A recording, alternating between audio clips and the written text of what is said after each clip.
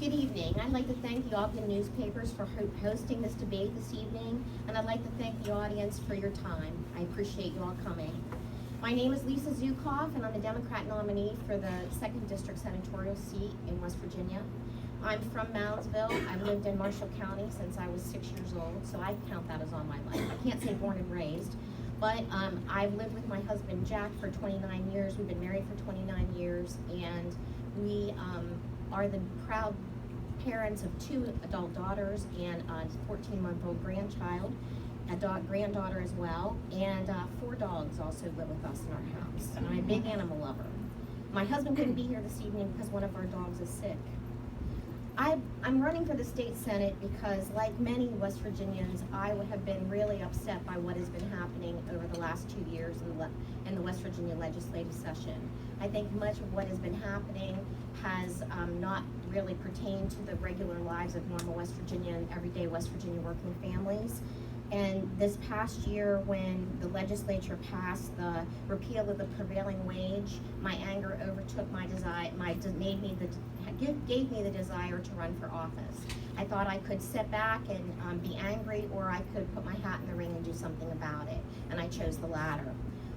Since that time, I've had the opportunity to meet with many West Virginians in the 2nd District and the 9 counties. I was appalled by some of the workers that I've heard that haven't been working because of the repeal of the prevailing wage. It was intended to save money, and all it has done is bring out-of-state workers to take our West Virginian jobs, keeping them from our tax-paying citizens who live here, spend their money here, and who pay taxes in our state. So I think it's just been appalling. I'm running to give the folks of the 2nd District a voice. I understand that our budget issues are daunting and we have a lot before us. I have worked in the private sector, in the financial services industry.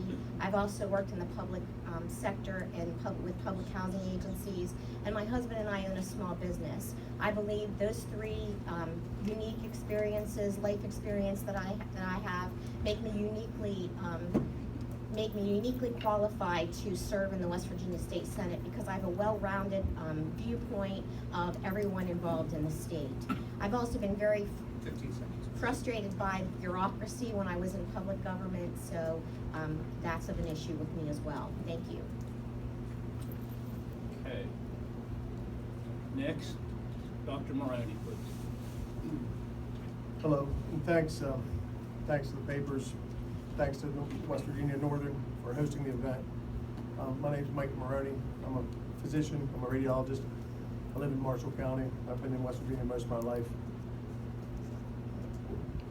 I think this election is critical for West Virginia, and that's why I got in this race. West Virginia is facing a budget crisis that is unprecedented. We rank at or near the bottom in many categories, many important categories, like jobs and education, healthcare, taxes, our business climate, our legal climate, the overall health and well-being of our citizens, and things. We need a new direction.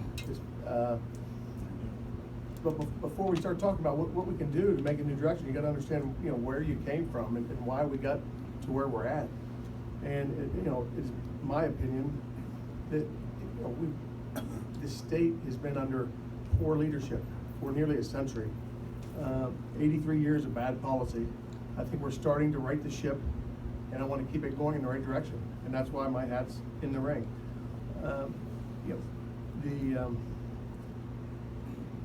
The Democratic Party in the National Democratic Party, the West Virginia Democratic Party is left West Virginians behind. They've become the party of increased tax, irresponsible spending. They're against coal. They're against our Second Amendment rights. They attack Christianity. It's about attack patriotism. They sit for the national anthem. I mean, that's what this country's coming to, and that stuff has given me the desire to make a difference. West Virginians have figured it out. We have 41,000 new people registered since May's primary election. 40% registered Republican, 30% registered Independent. 15 seconds. What can I do? I can help West Virginia. I can get West Virginians back to work. We can improve the business climate. We can improve the legal climate. Fight the drug epidemic. We need people with common sense in government. We need hard workers, someone that's not owned by anybody. You're not a pawn for any special interest. And you have the courage to stand up for what's right for West Virginians. And that's why I entered the race. Thank you.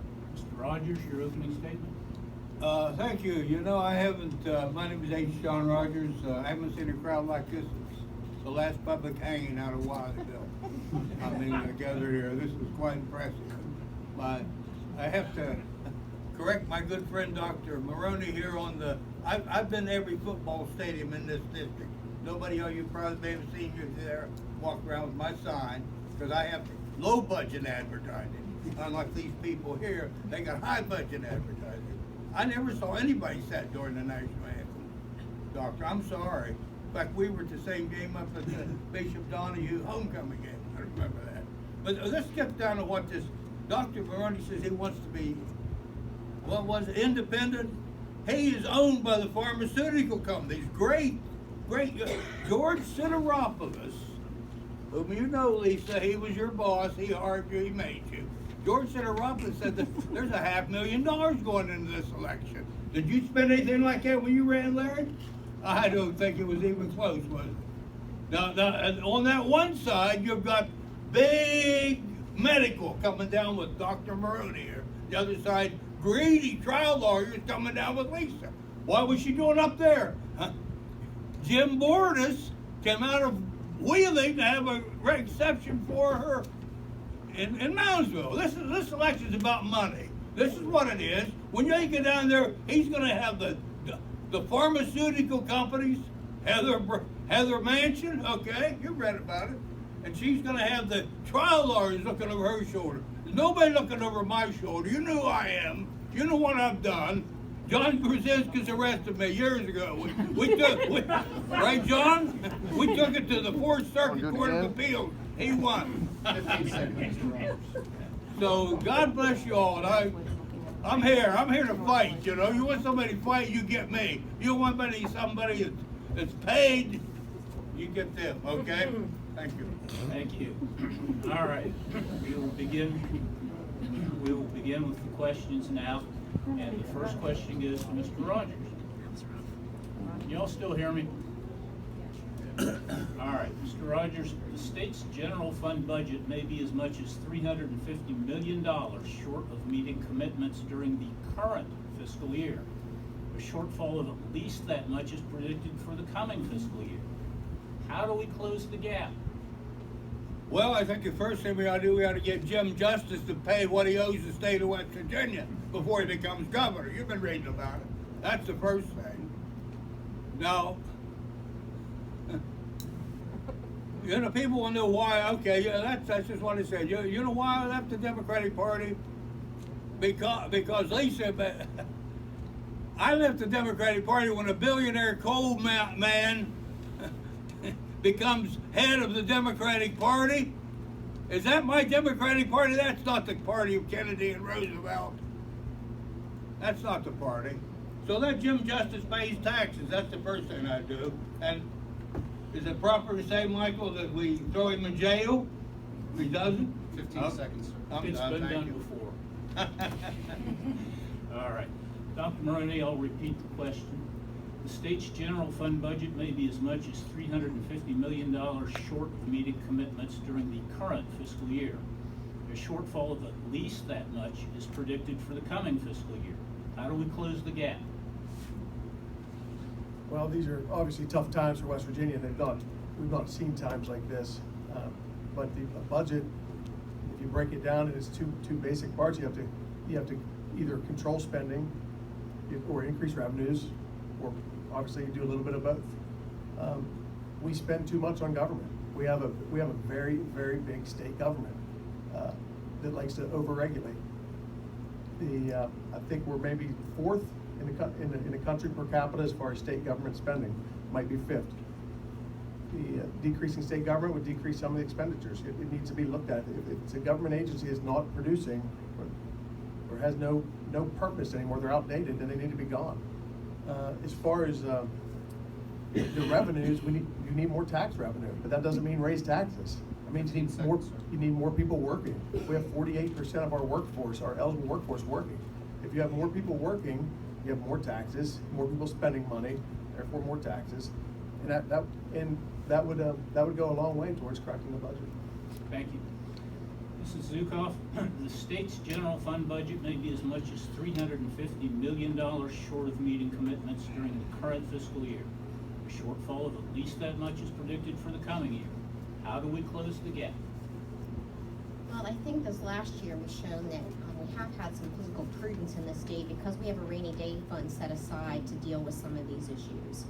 Although that's there for emergencies and a true rainy day like we had this spring with the floods.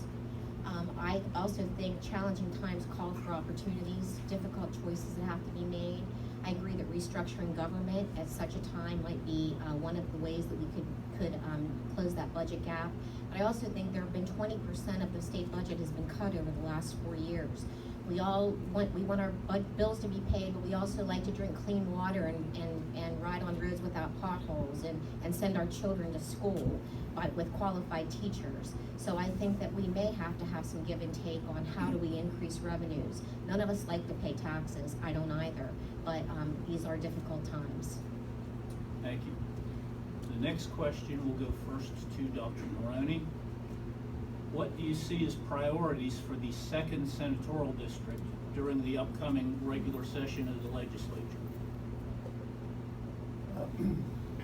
Well, to go real quick, to go back to the budget there, our rainy day fund was not about the floods. It was we needed to tap into rainy day funds because we didn't have enough money. As far as the 2nd district, what are the priorities? We have a lot of issues, but I would list jobs, getting people to work, and our drug epidemic is 2 very top priorities. As far as jobs go, I mentioned just 5 minutes ago, we have about a 48% workforce participation rate. That's below half. It's never been that low for any state ever. We have enormous potential in the energy sector. We have coal. We stop the attacks, open mines, get people working, coal goes again. We have natural gas. Okay, if we can decrease regulation from states and the federal governments to get the natural gas industry rolling, we're not making any tax dollars when the gas is in the ground. 15 seconds. We need to execute as a state and maximize those potentials in the energy sector. As far as the drug epidemic goes, is the other major priority. We need treatment centers and we need education at the grade school level. Thank you. Mrs. Zukoff, what do you see as the priorities for the 2nd Senatorial District during the upcoming regular session of the legislature? I think our first priority needs to be education. We have a teacher crisis in our state. We have, in Calhoun County, we have a budget crisis. They're $1.7 million below their budget this year because of the school funding allocation formula. And that's an issue, a huge issue there. I think we need to pay our teachers. We need to make education a priority, because until we do and we have an educated workforce that will help bring good jobs to our state, we're always going to flounder in the job area. So I think that's the #1 priority. Thank you. Mr. Rogers, what do you see as the priorities for the 2nd Senatorial District during the upcoming session of the legislature? To answer your question exactly as it was put, what is the priority of the 2nd Senatorial District? The smart people down in Charleston say, this is the fulcrum, this is the turning point, this is going to determine who runs the Senate in the future years. And what I'm going to do, I'm going to go and bargain like hell to get something for Wetzel, Marshall, Tyler, Doddridge, etc. That's what I'm going to do. Thank you. Thank you.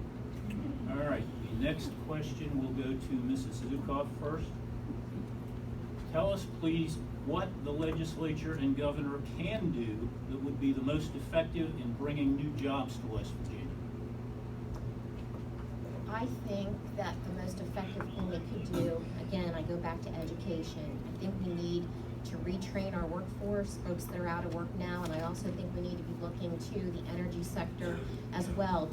Those new jobs will be available once the things that have been constricting that, the low prices of natural gas, which have hindered the pipeline development and taking the gas out of the ground.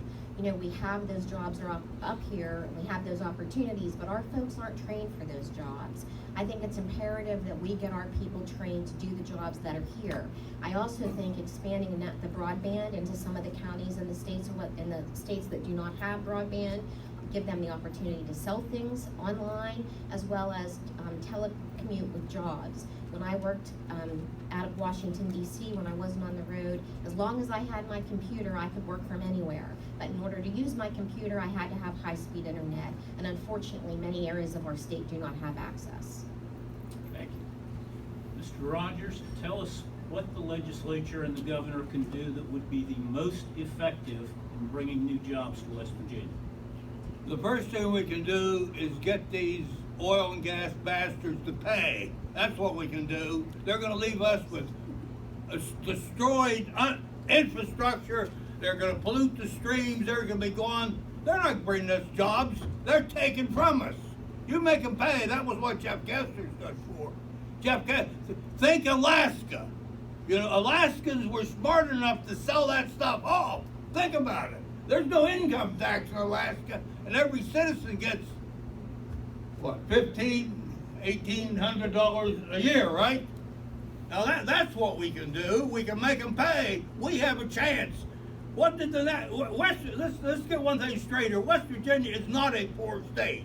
We rank 4th or 5th in the nation in the dollar value of our natural resources. 15 seconds. I'll get back to this. Thank you. Thank you. Dr. Maroney, tell us what the legislature and governor can do that would be the most effective thing in bringing new jobs to West Virginia. Well, I think it needs to be multifactorial. I think the business climate of the state needs to continue to improve. It has improved in the recent past. It needs to continue on that course. The legal climate in the state needs to improve. It's also improved slightly. It needs to improve. So we need a better business climate. We need a better legal climate. And we need better infrastructure. And infrastructure includes broadband and roads. And if you have a nice business climate, and a good legal climate, and you have the infrastructure, then the jobs will come because we have the other stuff. We have the gas, we have the coal, and people will come. The spinoffs will come from a cracker plant, but they'll only come if the environment is right, and they're not going to come if the environment's not right. And currently, it's heading in the direction. It's a positive direction, and I'd like to keep it going in that direction. Thank you. The next question goes first to Mr. Rogers. Do you have any specific proposals to combat the epidemic of drug abuse? I certainly do. My public position is the war on drugs is over. Drugs won. Let's bury the survivors with dignity. I've lived in this.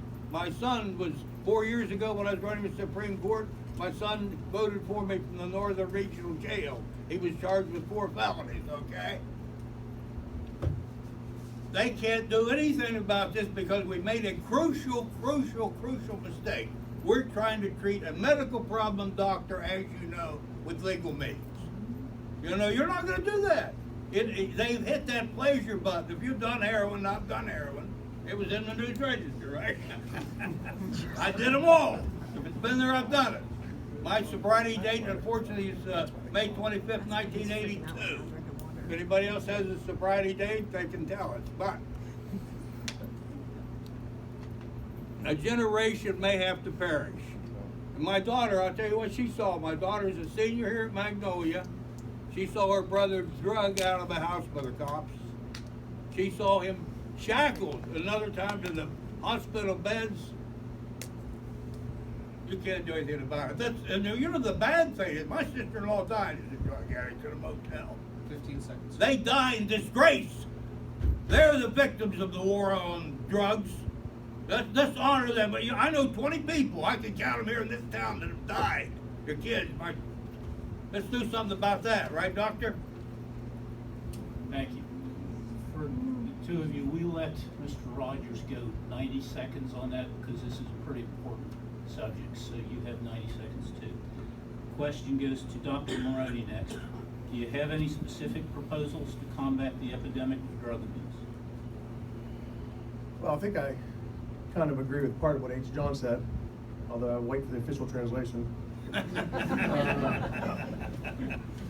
It's certainly an epidemic, and it's ruining families, it's ruining towns, it's ruining our state. We have, the part I agree with is, you know, we need more treatment facilities. Okay, the non-violent, the users, the addicts that aren't selling, they're not dealing, they need help. The odds are against them.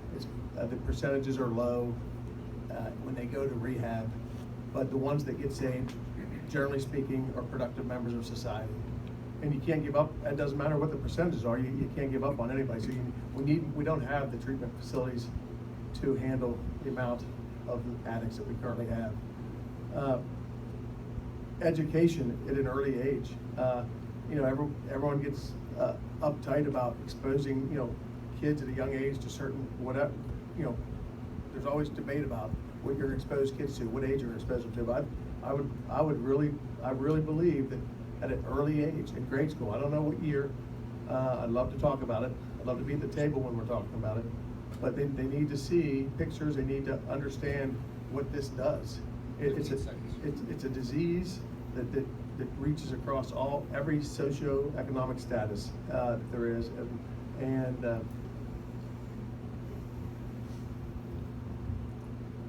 that's all. Thank you. Mrs. Zukoff, pardon me. Do you have any specific proposals to combat the epidemic of drug abuse? I do. I believe, first of all, we need to go after the doctors and the big pharmaceutical companies that prescribe these opioids. I'm not talking about Dr. Maroney. I'm talking about, I'm talking about those, we had 138 prescriptions written for every 100 patients in West Virginia. Somebody knew that was wrong. And they continued to pour those drugs into our state, and they continued to prescribe them, getting all of our residents hooked on drugs, which then led to the heroin epidemic when they could no longer get the pills when the regulations tightened up. Our Attorney General has been going after the big pharmaceutical companies in private, making deals that we're not privy to on how much money is coming into the state. I think every penny of that should be going into treatment facilities. I also think in the northern part of the state, we've seen success. We've seen a lot of success with drug courts, where folks are actually put in treatment and they have to, you know, maintain. They have to take drug tests and things to stay in the program, and it saves us a lot more money than incarcerating those individuals and not getting them help and the viability treatment that they need and the counseling they need to become viable members of society again. I think it's critical. I would also agree with Dr. Maroney that we need to go back. We've taken a lot of funding out of our prevention programs, and I think it's critical that we let our young people know what this leads to. Thank you. The next question goes first to Dr. Maroney. Are there any laws enacted during the past 2 years that should be repealed? If so, what are they?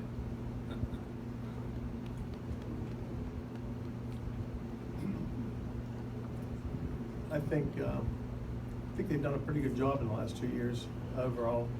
I think that we're trying to improve the business climate in the state.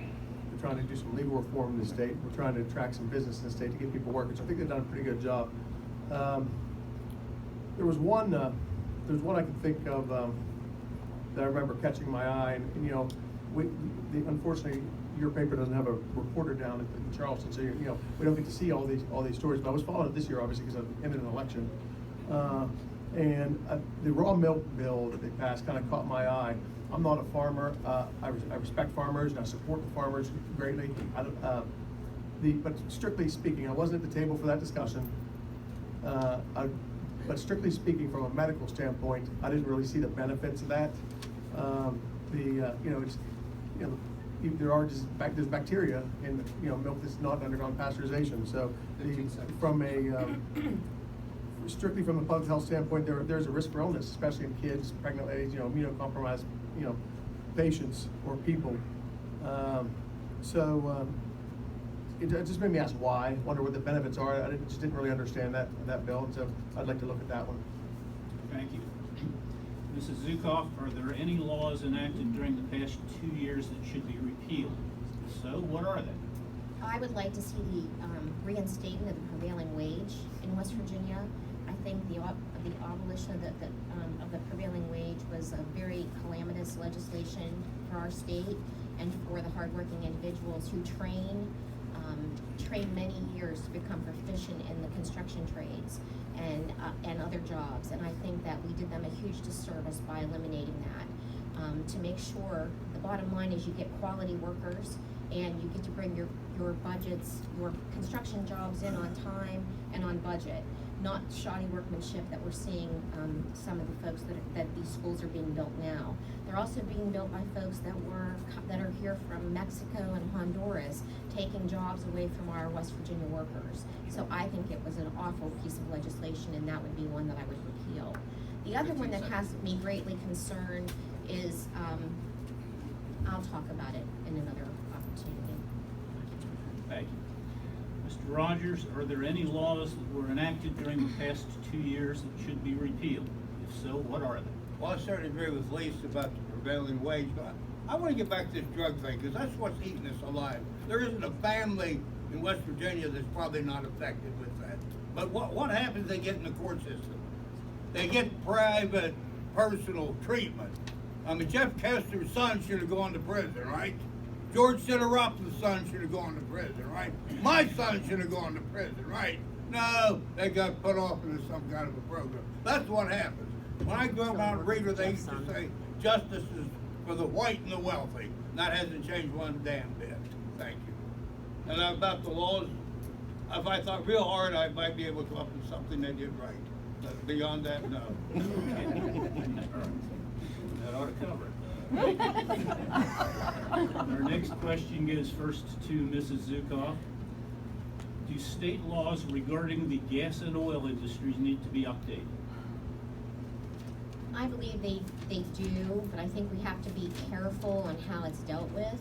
Last year, the legislature brought forth 2 bills that would allow companies to come in and take private property owners' rights from them to do surveying and whatever they needed to do on their land without the landowner's permission. And they also introduced the forced pooling bill, which would effectively take away the rights of you to control your own gas and oil rights to that you own that are under your property. The gas and oil industry, right now, the prices are low and they've got their pumps shut off. They don't have to, when the market's low, they don't have to get their gas out of the ground. They're waiting for a better time. I don't believe we should take people property rights away because perhaps they're waiting for a better time or a better price. And I think that that's part of our personal protection under the Constitution, our private property rights, and I think we need to make sure that that does not happen. Thank you. Mr. Rogers, do state laws regarding the oil and gas industry need to be updated? Well, I would defer to Lisa on that because one of her big contributors is Ike Ports down in Glenville. I don't know that much about it. I'll find out about it, I guess. But who pays for these pretty signs? That's what I want to know. They don't fall out of the trees. Ike Ports! Okay.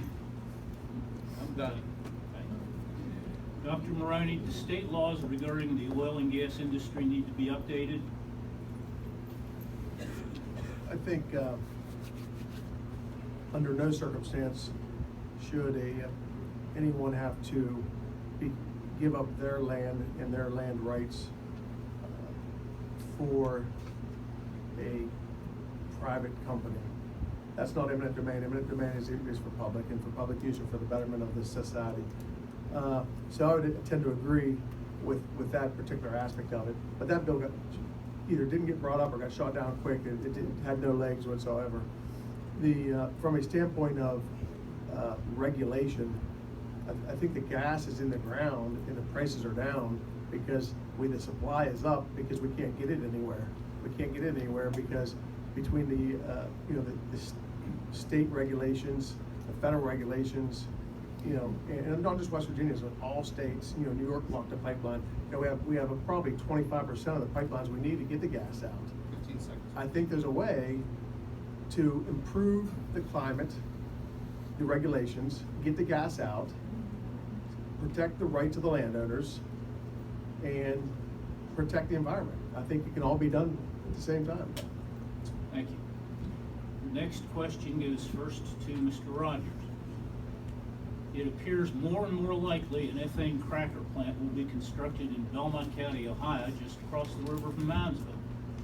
What, if anything, should our state government be doing to maximize the benefits of that plant for West Virginians?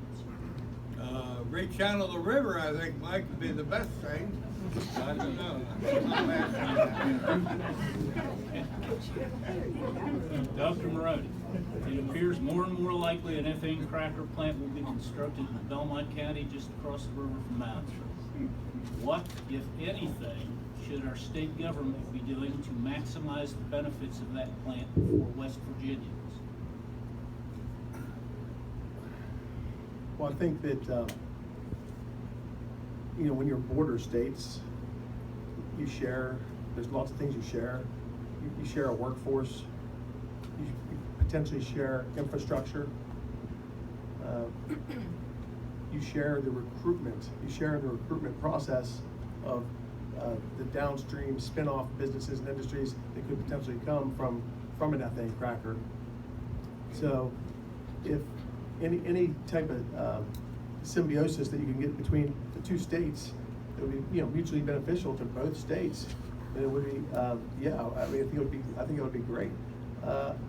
It's hard, you know, we can't even get our own West Virginians to work together. I mean, it's gonna be, I think that's gonna be a challenge. We bring another state in, but that would be, it would benefit a high end, would benefit West Virginians. Why, you know, why not try to? You're developing an industry. You're developing an industry that's going to help both states. So the more that you could do in concert with each other would be extremely beneficial to not only both states but the people of both states. Thank you. Mrs. Zukoff, it appears more and more likely that an ethane cracker plant will be constructed in Belmont County, just across the river from Moundsville. What, if anything, should our state government be doing to maximize the benefits of that plant for West Virginians? I think we should be asking for a place at the table.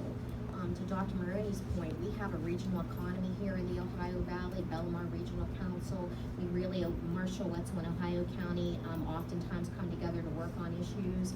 I also think we should be asked to be at the table so we can know what's going on, so we can know what type of jobs are they going to bring, what kind of folks. And we work across the river all the time with workforce. But I also think we also need to get our educational systems involved.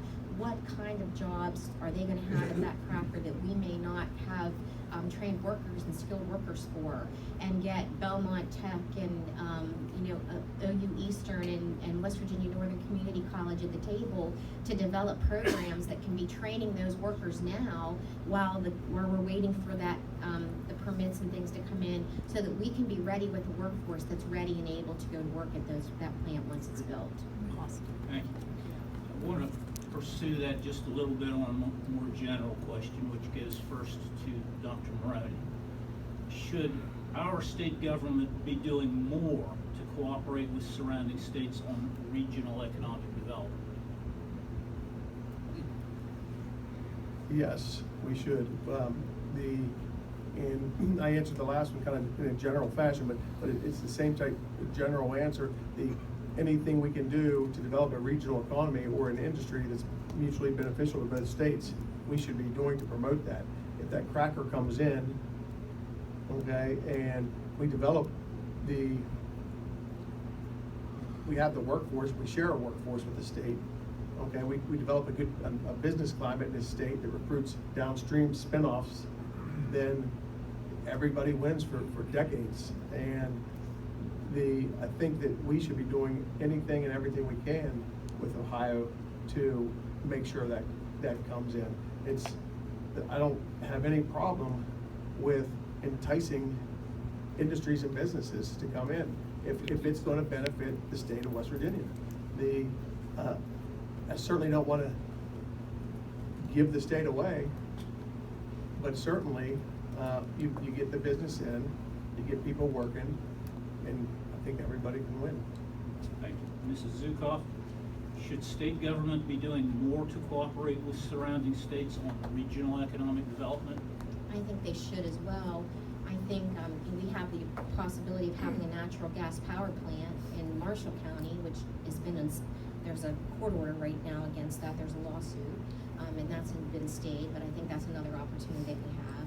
And I also think we're seeing some opportunities for regional development, maybe not economic development, but economic savings through some of our medical programs in the state. With the increase in Medicaid in West Virginia, we have such a small state. We have 200,000 people that are on PEIA and our Medicare and Medicaid programs, and that's a very small number of people. And so it's hard for us to negotiate with doctors and pharmaceutical companies to get the prices lowered. If we partnered with some other small states like Kentucky that's adjacent to us, we could see some economies of scale and perhaps some cost savings there as well. So I think that's an additional way to talk about economic development, because it's a cost savings.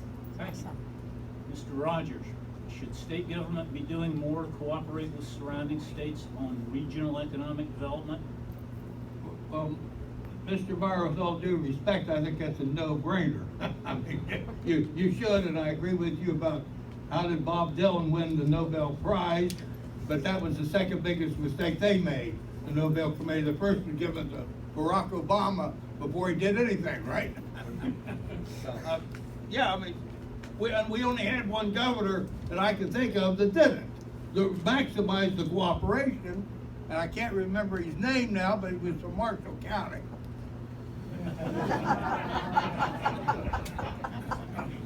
Seems to me I've heard that about Barack Obama and Bob Dylan somewhere before. All right, the next question goes first to Mrs. Zukoff. What can the legislature do to improve public schools in West Virginia? My favorite topic, thank you. First of all, I think we need to, I know revenues are down, but we need to pay our teachers more. We have a teaching crisis in West Virginia. We have around the state 600 unfilled jobs, and we actually have had to lower our educational standards, where we have teachers that aren't certified educators in the classroom. At a state that has some of we rank right at the bottom of education, public education. I think it's critical that it's time that we start paying our teachers more so that we compete and keep our best and brightest. I also think we should replicate the Glenville College Hidden Promise program, where we take students where their students have never been in, their families have never been in college before, and we mentor them to get them to go into four-year colleges and universities, and they're mentored throughout the school, throughout their career there. I also believe that it's critical that we improve the relationship we have with the universities in our state and let them help be the economic drivers.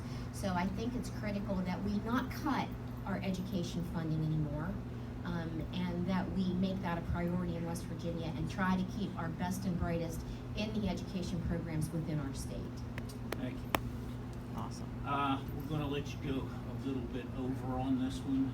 Goes next to Mr. Rogers. What can the legislature do to improve public schools in West Virginia? Well, I think the first thing they do is bring Joria Marple back. They had a good, or maybe we could take Mike Tillman from here. He's pretty good. I don't know. I think, if anything, there's far too much meddling by the legislature in the system of education. So that's it. Okay. Dr. Maroney, what can the legislature do to improve public schools in West Virginia? Well, we are near the bottom in education as far as results go, but we're near the top with spending. That's a bad combination.